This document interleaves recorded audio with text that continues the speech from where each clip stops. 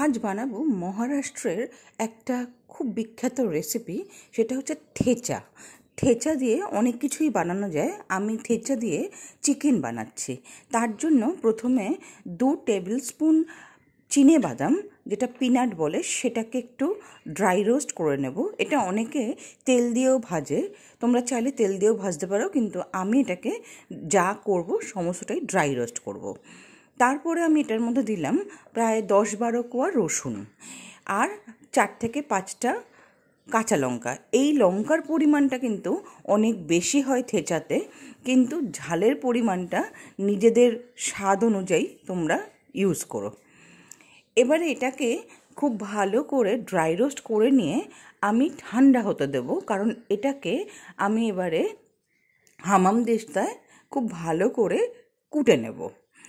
তারপরে আমি অন্যদিকে ওই প্যানের মধ্যেই তেল দিয়ে একটা মিডিয়াম সাইজের পেঁয়াজকে খুব ভালো করে ভেজে নেব, যতক্ষণ না পেঁয়াজের কালারটা চেঞ্জ হচ্ছে। অন্যদিকে যা ড্রাই রোস্ট করেছিলাম তার সাথে ধনেপাতাটাকে অ্যাড করব, অ্যাড করে এবারে ওটাকে কুটবো। অন্যদিকে পেঁয়াজের কালারটা কিন্তু চেঞ্জ হয়ে গেছে। এবারে আমি ম্যারিনেটেড চিকেনটা দিয়ে দেব।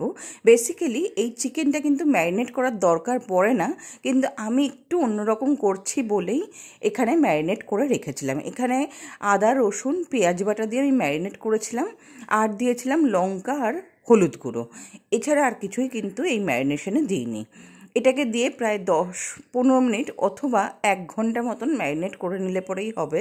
ম্যারিনেট করার পরে এই চিকেনটাকে দিয়ে এবারে খুব ভালো করে কষতে হবে। আমি এখানে 500 থেকে 550 গ্রাম চিকেন নিয়েছি। এবারে কষানোর সময় মনে হয়েছিল একটু নুন লাগবে, সেই জন্য আমি অল্প একটু নুন অ্যাড করে দিলাম। ম্যারিনেটের সময়ও কিন্তু আমি অল্প একটু নুন দিয়েছিলাম। আর একটা জিনিস দিয়েছিলাম যেটা বলিনি, সেটা হচ্ছে টক দই। এবারে এটাকে খুব ভালো করে কষিয়ে নিতে হবে, যতক্ষণ না তেলটা রিলিজ করে যাচ্ছে ততক্ষণ পর্যন্ত কষাতে হবে। আর মাঝে মধ্যে একটু ঢাকা চাপা দিতে হবে, যাতে মাংসগুলো সম্পূর্ণ সুসিদ্ধ হয়ে যায়। এইভাবে খুব ভালো করে কিন্তু কষিয়ে কষিয়ে যখন মাংসগুলো সেদ্ধ হতে থাকবে, তখন অল্প একটু জল অ্যাড করব। আর তারপরে আবারও কষিয়ে এটার মধ্যে আগে থেকে যে তৈরি করেছিলাম থেচাটা, সেটাকে দিয়ে খুব ভালো করে আবারও নাড়াচাড়া করতে হবে। মাংস প্রায় সেদ্ধ হয়ে গেছে। এখানে 80% মতন মাংস সেদ্ধ হয়ে গেছিলো। এবারে বাকি মাংসটা কিন্তু ঢাকা দিয়ে দিয়ে সেদ্ধ করতে হবে, আর খুব ভালো করে মশলাটার সাথে মাংসগুলোকে নাড়িয়ে চাড়িয়ে নিতে হবে।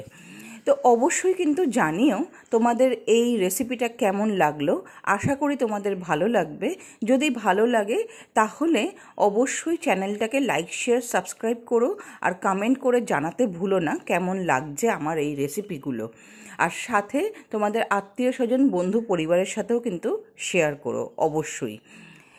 এবারে দেখো প্রায় কিন্তু শেষের পথে। আমি খানিকক্ষণের জন্য ঢাকা দিয়ে রেখেছিলাম আর অল্প একটু জল অ্যাড করেছিলাম, কারণ মাংসটা একটু সেদ্ধ হওয়া দরকার ছিল বলে।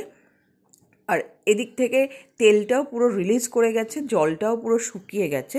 আর এটা কিন্তু এই রকমই হয়, সেমি গ্রেভি টাইপের, খুব বেশি গ্রেভি এটাতে থাকে না, ভালোও লাগে না। আর এটা কিন্তু পরোটা রুটি লুচির সাথেই বেশি ভালো লাগে, ভাতের সাথে কিন্তু অত বেশি এটা প্রেফারেন্স নয়।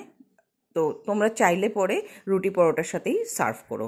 এবার আমার কিন্তু মাংসটা কমপ্লিট। এবার ঢাকা দিয়ে রেস্টিং টাইম দিয়ে তারপরে সার্ভ করব।